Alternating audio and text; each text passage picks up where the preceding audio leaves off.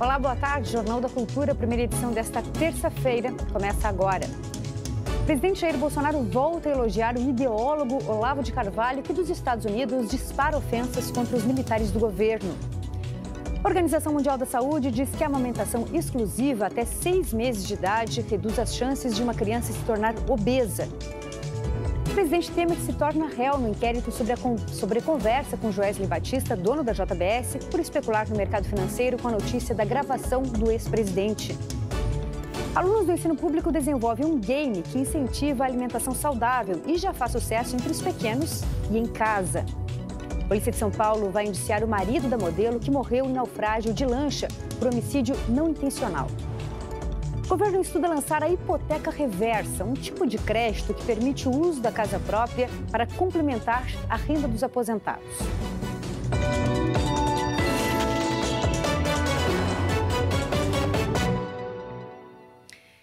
A gente começa essa edição falando de saúde. Crianças de uma escola pública de São Paulo ajudaram a elaborar um aplicativo de celular sobre alimentação e saúde. A ferramenta ajuda a escolher melhor os alimentos porque informa o valor nutricional de cada um. E com o celular na mão, estes alunos estão mudando a rotina alimentar de toda a família. Na hora do recreio, a brincadeira é no aplicativo de celular. O joguinho ensina às crianças qual alimento é mais nutritivo. É assim, ó, a gente primeiro vai no mercado, pega os alimentos, vão na lupa, aí tem gorduras totais, sódio e carboidrato. Aí tá lá alto, médio e baixo. Aí você escolhe os que você acha que é melhor. O Rango Mania foi desenvolvido em uma parceria do Instituto Acatu com 4 escolas públicas do país. Em São Paulo, cerca de 200 alunos da Escola Municipal João Domingues Sampaio participaram e aprenderam a se alimentar melhor. Agora eu olho os rótulos das comidas, eu como coisa mais saudável, verduras, frutas. A ideia do jogo é compartilhar experiências e conhecimento sobre educação nutricional de diferentes regiões do Brasil e valorizar os alimentos regionais. O Brasil é um país com uma diversidade alimentar muito grande. Os padrões alimentares do Sudeste são diferentes dos padrões do Nordeste, do Norte, do Sul. Então, envolver escolas de diferentes regiões foi justamente uma estratégia para fazer com que isso tudo fosse contemplado no aplicativo. Então, trabalhar muito com a ideia do prato regional e da valorização da cultura local é uma maneira de garantir que a gente consiga chegar aos diferentes rincões do país. A ideia deu tão certo que saiu do aplicativo e veio para a prática. Aqui nessa horta, os alunos aprendem a importância de produzir e comer alimentos naturais e saudáveis. As aulas envolvem técnicas de compostagem e manejo da horta. Eu aprendo a plantar, a colher e também a espantar os bichinhos que aparecem às vezes, como a borboleta. É um pior bichinho que come as nossas coisas e bota ovo para as lagartas comer nossa florzinha. Pensar de onde vem, né, de onde provém cada alimento que você consome, como eles são produzidos e quais as escolhas que você pode fazer antes de preparar sua refeição. Inclusive de ir ao mercado e ajudar os pais a selecionarem os alimentos, né? A família também participa desse processo. Na casa da Maria Vitória, os hábitos já mudaram. Comecei a prestar bastante atenção nos rótulos. Os meus pais começaram a comer coisas que fazem mais bem do que, assim, muita fritura, sabe? Muita coisa que fazia mal, eles deixaram um pouco de lado. A gente diminuiu bastante, a gente não bebia com muita frequência refrigerante, a gente comia com muita frequência esfirra, pizza, pastel, todo final de semana. Agora a gente deu uma diminuída. O título de eleitor vai mudar de formato. O documento agora será impresso em papel comum. A nova emissão já começou a ser feita em alguns locais. Um deles é o Poupa Tempo da Sé, onde está o repórter Sérgio Colassino, que vai explicar melhor como serão essas mudanças. Boa tarde, Sérgio. Boa tarde, Ana. Boa tarde a todos. Como você mencionou, uma das primeiras grandes mudanças é que o título de eleitor vai ser impresso em papel comum, o papel sulfite. Além disso, ele vai informar também o nome dos pais do eleitor. Além disso, terá o código de validação no lugar da assinatura para verificar a autenticidade. Eu vou conversar com a Silvana de Freitas, que é coordenadora de comunicação social do TRE de São Paulo. Por que essas mudanças, Silvana? Boa tarde. Foi uma decisão do Tribunal Superior Eleitoral e por duas razões principais. Uma delas é que é mais barato. O papel moeda, aquele papel especial do modelo tradicional do título, é um papel especial, é mais caro. E, por outro lado, é mais seguro, é moderno, agrega recursos de tecnologia para garantir a autenticidade, para permitir verificar se o documento é verdadeiro ou não. O eleitor que tem o título antigo vai precisar substituir? Não, o eleitor não precisa substituir. Os dois modelos, o antigo e o atual, vão conviver, esse moderno e o antigo vão conviver. Inclusive os cartórios eleitorais que ainda têm esse papel, moeda verde, vão continuar emitindo títulos com esse papel. As unidades do Poupa Tempo que têm serviços eleitorais é que já inovaram, partiram para o novo modelo. Tá certo. Muito obrigado pelas informações. Só reforçando o que a Silvana disse, todas as unidades do Poupa Tempo que oferecem serviços para a Justiça Eleitoral emitem esse novo modelo. Além disso, o eleitor também pode optar pela versão digital do título de eleitor. Basta fazer o download, baixar em seu celular e fazer o registro no cartório eleitoral. Ana? Obrigada, Sérgio. Sem dúvida, um facilitador, né? Usar a casa própria para complementar a renda do aposentado. Esta é a hipoteca reversa, muito utilizada em outros países como os Estados Unidos. Além de um projeto que tramita no Congresso, a equipe econômica estuda implantar o sistema aqui no Brasil.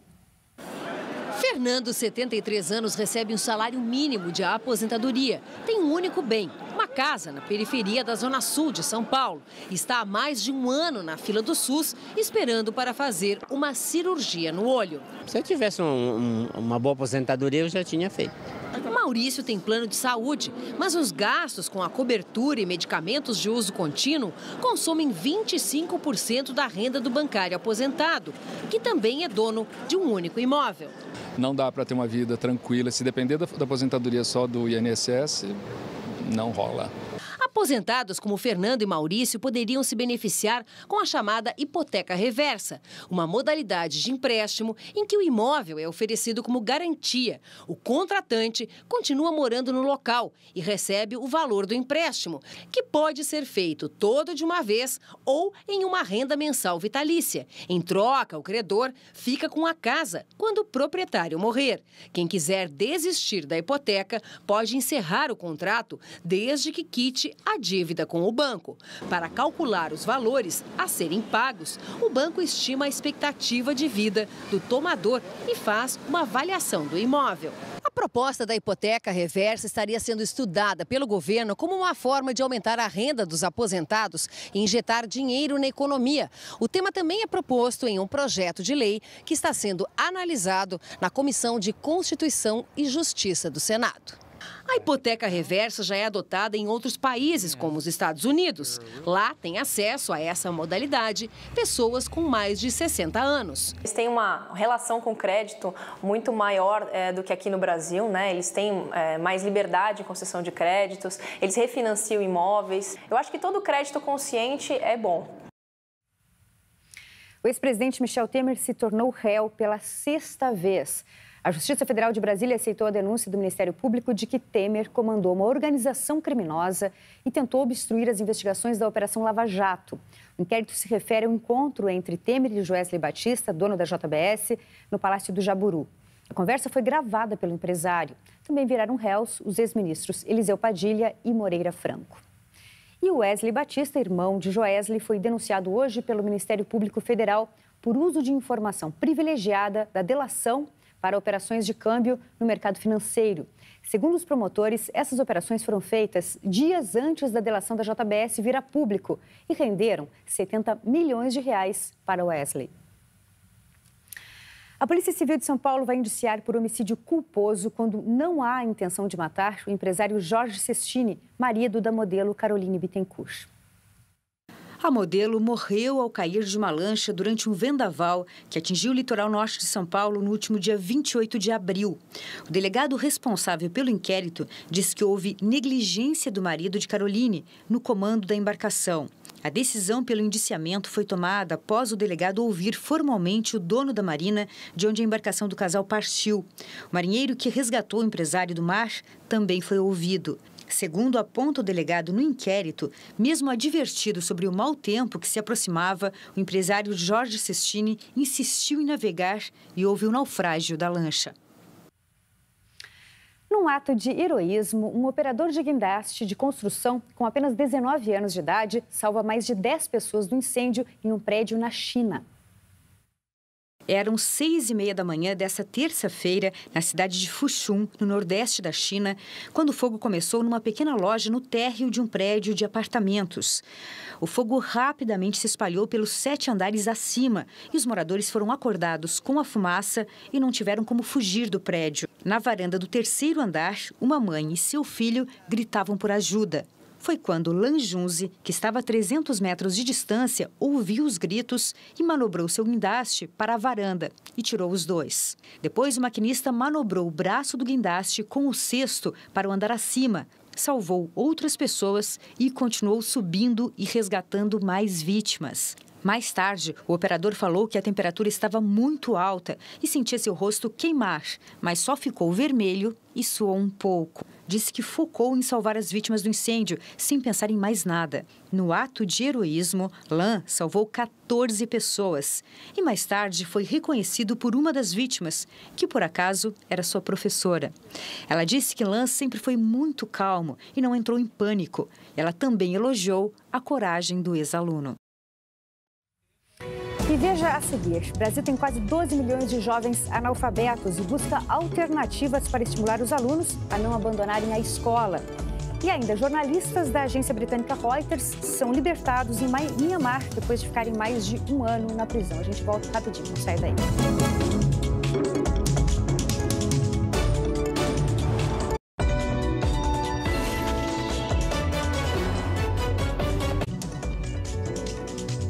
Em São Paulo, a Casa das Rosas celebra a cultura nordestina com uma exposição que reúne mais de 100 obras da literatura de cordel, produzidas no Brasil e em Portugal entre os séculos 17 e 20. A repórter Adriana Cimino tem os detalhes para a gente, direto de lá da Casa das Rosas. Boa tarde, Adriana. Oi, Ana, uma boa tarde a você, boa tarde a todos. O gênero literário, que foi reconhecido como patrimônio cultural brasileiro no fim do ano passado, ganha esta homenagem em forma de exposição. São quase 200 obras feitas entre os séculos 17 e 21 dos cordéis, esses livretos que ficaram assim conhecidos por serem expostos nas ruas, pendurados em cordões. Eu converso agora com o senhor Arnaldo Saraiva, que é curador da exposição. Senhor Arnaldo, conta pra gente, a gente tem muito como referência a literatura de cordel nordestina, mas é uma herança que a gente recebeu de Portugal. Quais são as principais características da literatura de cordel? O cordel é uma longa herança.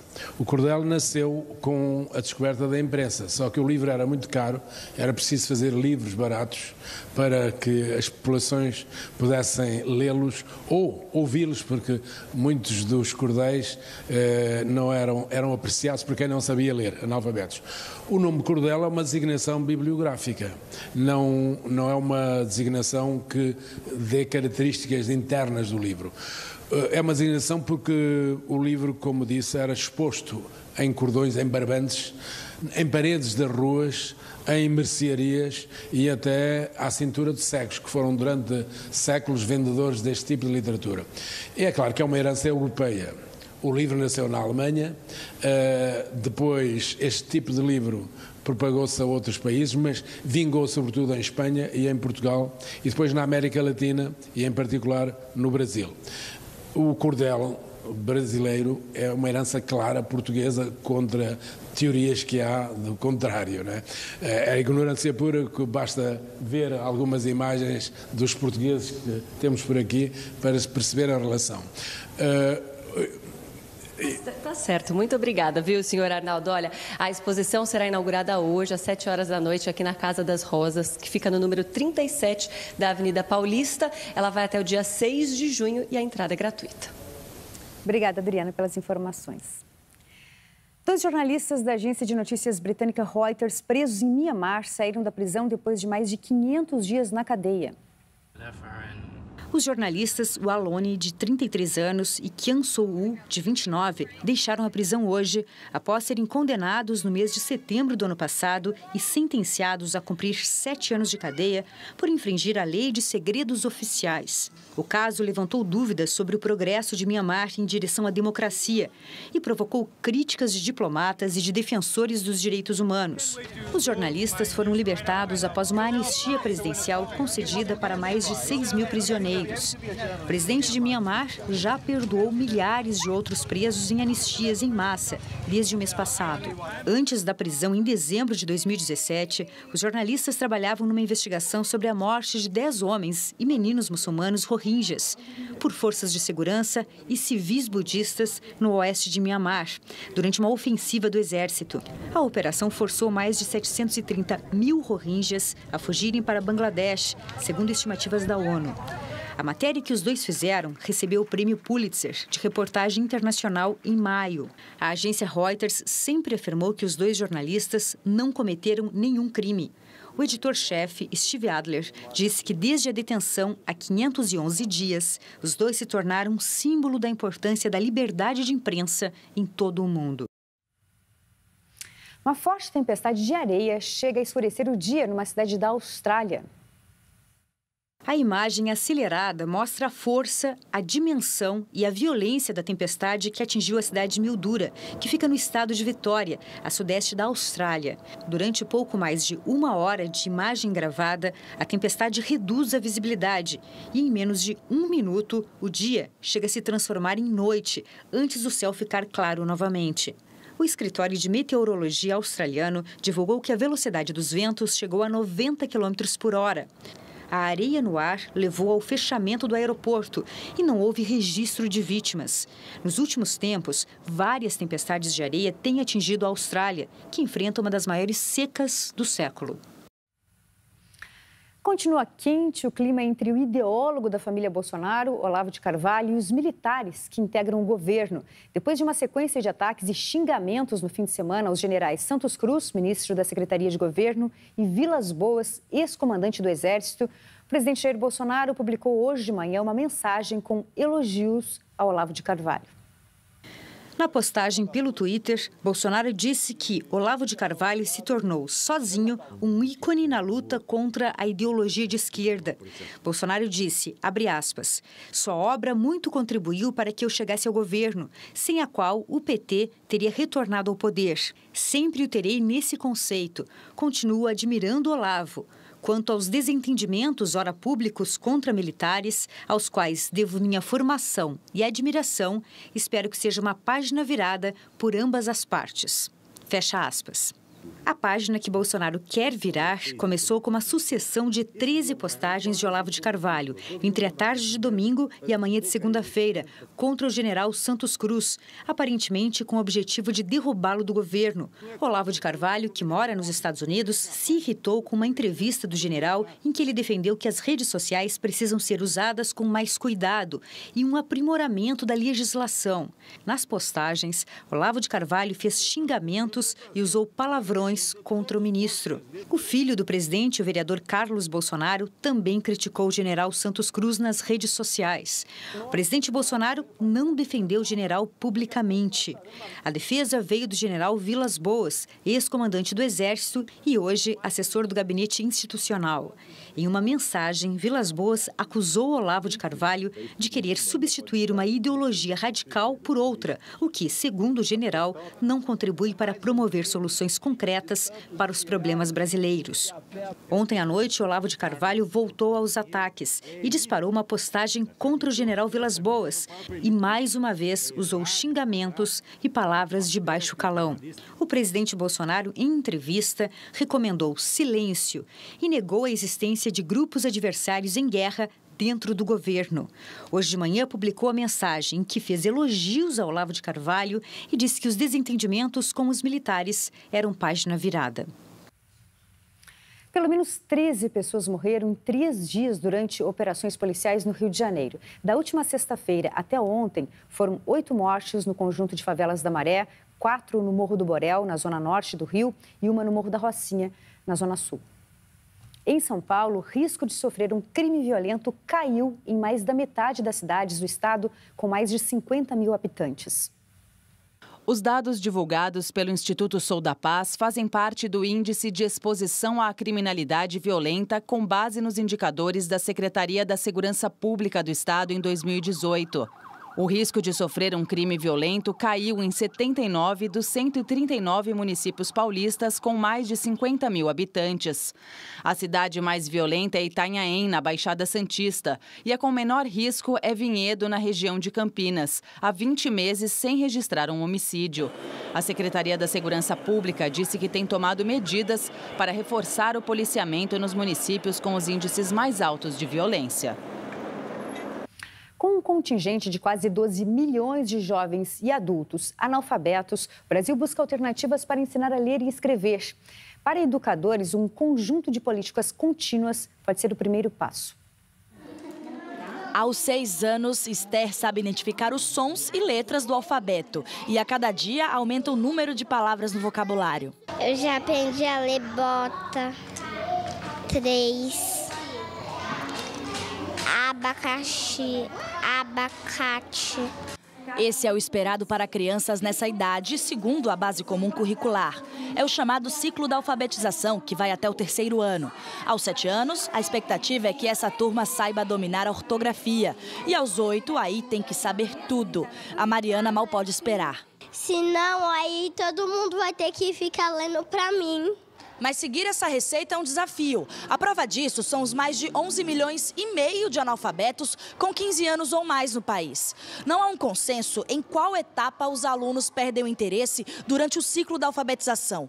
Por isso, o Ministério da Educação estuda medidas que apontem um raio-x do porquê esses alunos saem da escola sem saber ler nem escrever.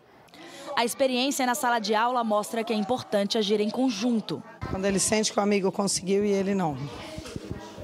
Aí é onde ele perde o interesse, temos que ficar buscando para ver se busca ele para ele conseguir ter o ânimo novamente, né? Porque essa idade é mais fácil.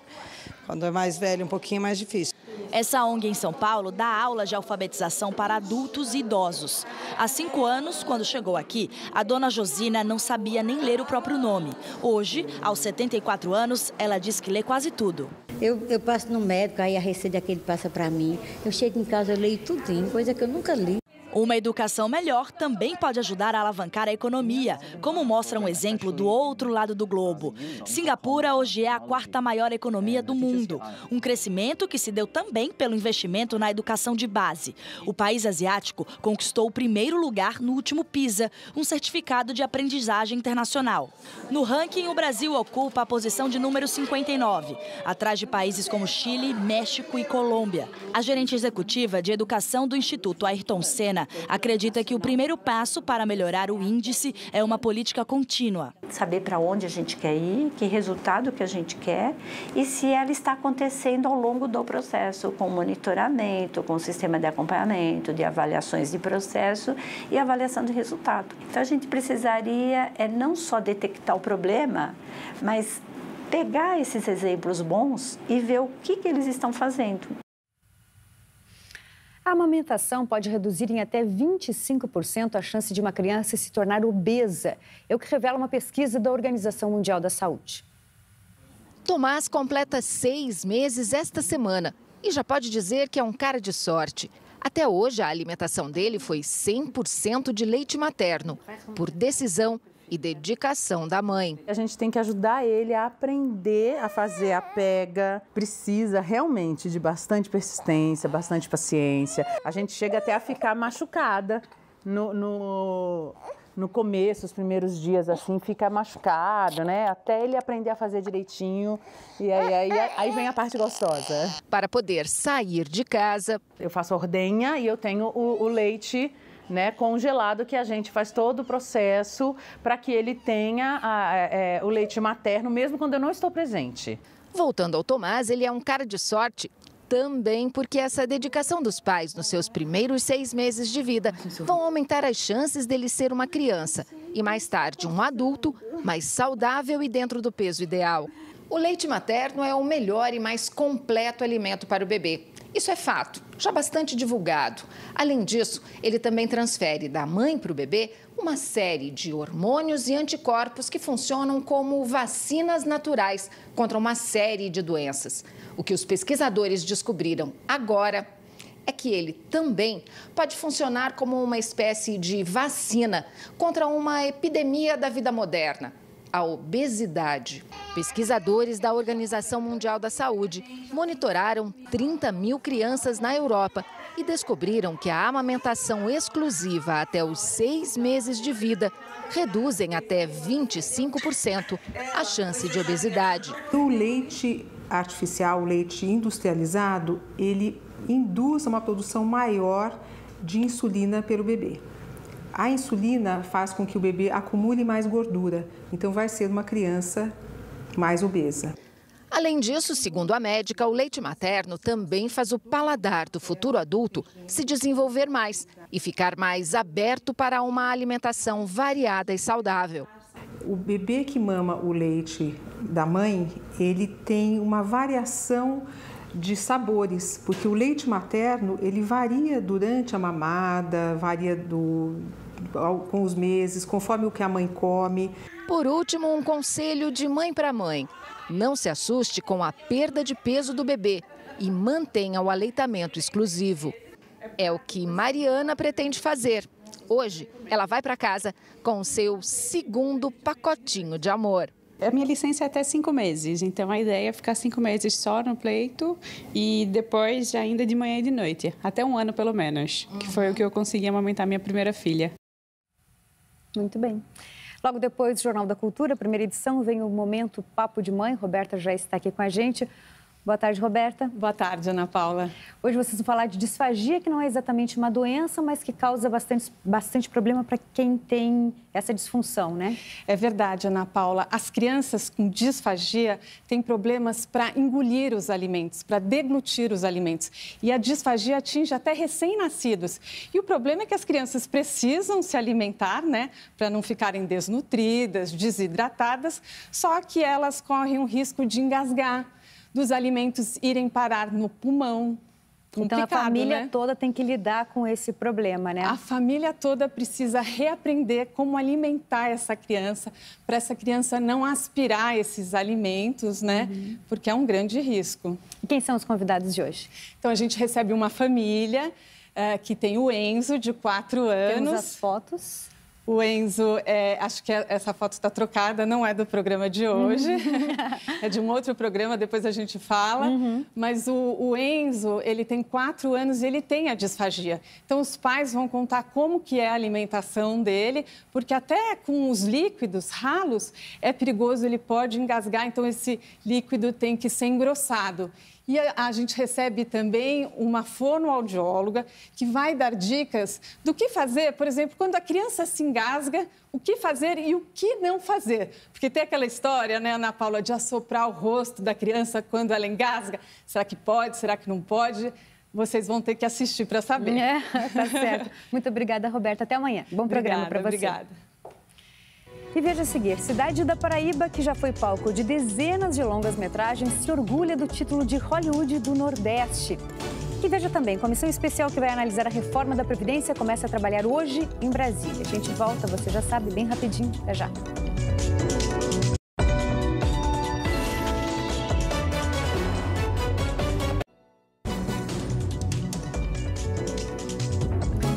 O senador Fernando Bezerra, do MDB de Pernambuco, vai entregar hoje o parecer sobre a medida provisória do governo Bolsonaro que reestruturou os ministérios.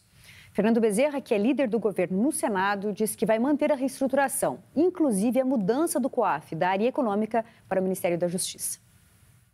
O COAF é a unidade de inteligência financeira do governo que atua principalmente na prevenção e no combate à lavagem de dinheiro. Até o fim do ano passado, o COAF fazia parte do extinto Ministério da Fazenda. A migração para a pasta da Justiça foi defendida por Sérgio Moro. O ministro quer usar o órgão para reforçar o combate ao crime organizado e à corrupção. Mas a mudança enfrenta resistência entre os parlamentares da oposição, do MDB e do Centrão. O próprio senador Fernando Bezerra era contra a migração e agora mudou de ideia. Além da reestruturação dos ministérios, outro assunto que concentra as atenções em Brasília é a reforma da Previdência. A comissão especial que vai analisar o conteúdo e propor mudanças no projeto do governo faz a primeira reunião de trabalho hoje. Os deputados vão decidir inicialmente sobre o cronograma de trabalho proposto pelo relator Samuel Moreira, do PSDB de São Paulo.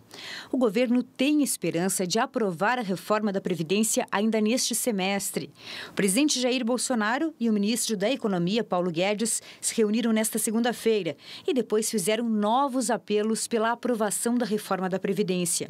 A reforma da Previdência abre um horizonte de 10 a 15 anos de recuperação do crescimento. Nós não temos outra alternativa. A reforma da Previdência é o primeiro grande passo para nós conseguirmos aqui a nossa liberdade econômica.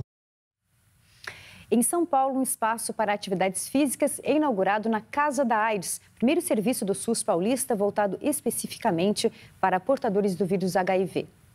Para quem não conhece, a Casa da AIDS é um espaço da Faculdade de Medicina da Universidade de São Paulo, onde pessoas portadoras do vírus HIV recebem gratuitamente acompanhamento médico, psicológico e também social. E hoje, a Secretaria de Estado da Saúde inaugura este espaço aqui, um laboratório de atividades físicas com equipamentos de musculação e também fortalecimento muscular. A inauguração aconteceu agora pela manhã, feita pelo Dr. Paulo Menezes, que é coordenador de controle de doenças da Secretaria de Saúde. O laboratório vai complementar o cuidado das pessoas com HIV/AIDS atendidas pela Casa da AIDS, num aspecto muito importante, que é o da promoção de saúde e prevenção de doenças crônicas, cardiovasculares, metabólicas.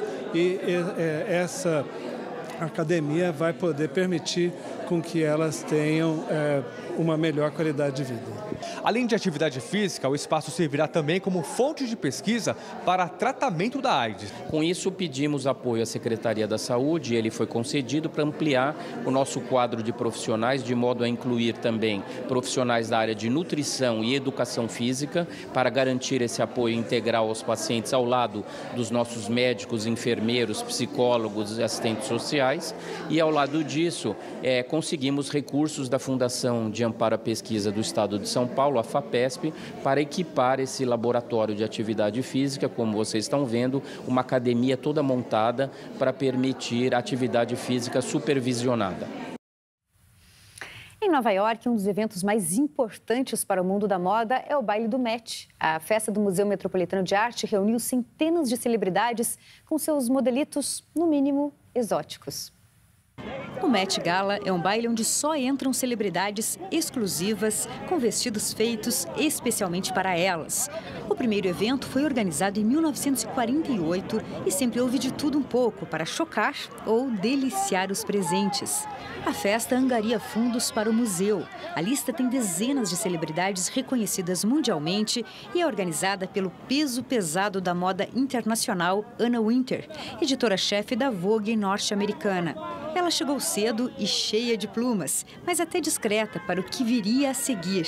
Lady Gaga chegou acompanhada do designer Brandon Maxwell, que fez um volumoso vestido cor-de-rosa com uma cauda gigante. Caso não fosse ofuscante o suficiente, a artista ainda abriu o vestido e revelou um outro, preto, com algum volume. E como com Lady Gaga nunca nada é demais, por baixo deste havia outro vestido rosa mais colado ao corpo. Billy Porter, com um look dourado, inspirado no Egito Antigo, entrou numa chaise longue, transportada por 6 homens vestidos em tons dourados metálicos e revelou suas asas. O estilista Tommy Hilfiger e sua esposa encarnaram o nacionalismo, ela vestida de bandeira americana cheia de brilhos. E a cantora Katy Perry literalmente iluminou a passarela do Met. O vestido candelabro de cristal com as lâmpadas acesas pesou 20 quilos e foi uma criação de Moschino. O baile do Metropolitan acontece tradicionalmente na primeira segunda-feira de maio e é conhecido como o Oscar da Costa Leste. Apenas 550 pessoas são escolhidas e pagam $35 mil cada uma ou até $300 mil por uma mesa no baile. Difícil deve ser dançar nesse baile usando esses figurinos. Imagina isso. Um pequeno município do interior do Nordeste já se acostumou a participar de produções do cinema nacional e ostenta com orgulho o título de Hollywood do Sertão.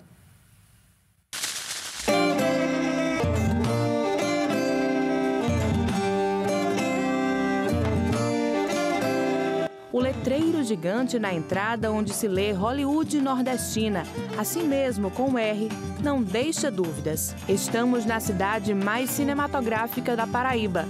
Ela é muito procurada por diversos cineastas por uma beleza natural que a cidade tem, que a região tem. Essa beleza natural, ela é quase única em um determinado, vamos dizer assim, aspecto nacional. Então, quando se procura trabalhar uma estética mais árida, uma estética um pouco mais ressecada e assim por diante, automaticamente migra para a região Nordeste e muito provavelmente usa-se Cabaceiras, porque Cabaceiras ao longo do tempo manteve isso. Todos os filmes que tecnicamente foram rodados em Cabaceiras trazem essas características. Com quase 6.000 habitantes, casarios coloridos e antigos, após ser sede de mais de 30 produções audiovisuais, não é por acaso que Cabaceiras ficou conhecida como Hollywood do Nordeste. Um memorial instalado bem no centro do município faz a gente entender um pouco o porquê desse apelido. Registros de filmes famosos como O Alto da Compadecida de Guel Arraes, que movimentaram a cidade. Impossível não olhar para alguns locais como a igreja ou esse muro com a imagem de Nossa Senhora, que é mantida até hoje, e não lembrar das cenas da Compadecida. As produções fizeram muitos moradores se transformarem em figurantes. É o caso de Dona Eulália e seu Alfeu, que já estrelaram nas telonas. Eu já participei de uns 4 filmes, mais ou menos. Teve uns maiores, outros menores, mas tudo a gente participou como figurante. Depois do passeio em Cabaceiras, pegamos um trecho de estrada de terra batida. O destino? Um lugar misterioso, que já foi cenário de inúmeros longas e documentários, chamado de Lajedo de Pai Mateus, que fica localizado na zona rural, numa área de preservação ambiental. Depois de uma trilha pequena no meio da Caatinga, cruzamos com grupos de turistas, que, assim como nós, queriam compreender que magia aquele local guardava e como essas pedras repletas de inscrições rupestres e formatos diferenciados, como essa que lembra um capacete, vieram parar aqui. O espetáculo que a natureza oferece é imperdível, né? Então a gente tem que apreciar. E aí também existe um mistério, né? Como essas pedras vieram aqui para cima, como elas tomaram esses formatos. Tem uma energia diferente e quem vier com certeza não vai se arrepender. O lugar é belíssimo. Fotografar aqui é simplesmente mágico. É uma coisa assim, o pôr do sol é maravilhoso. O local tem cerca de 1,5 km de extensão e é cheio de formações rochosas e pedras arredondadas que podem chegar até 50 toneladas cada. O Lajedo é carregado de história e tem uma energia que encanta a todos, principalmente no pôr do sol. Cabaceira é um local extremamente rústico e o sol brilha o ano todo. Então isso, a questão de existir luz em Cabaceiras praticamente todos os dias do ano favorece para grandes filmagens, né? Além disso, é um local de uma paisagem totalmente diferente das demais áreas do Brasil. Estamos a mais de 500 metros acima do nível do mar, respirando ar puro, cercados pelo silêncio e sentindo como se o vento nos cumprimentasse com uma brisa suave. É realmente inexplicável a sensação de estar aqui. Agora a gente sabe. Não é à toa que Cabaceiras foi palco de tantas produções. Esse lugar realmente merece ser apresentado ao mundo.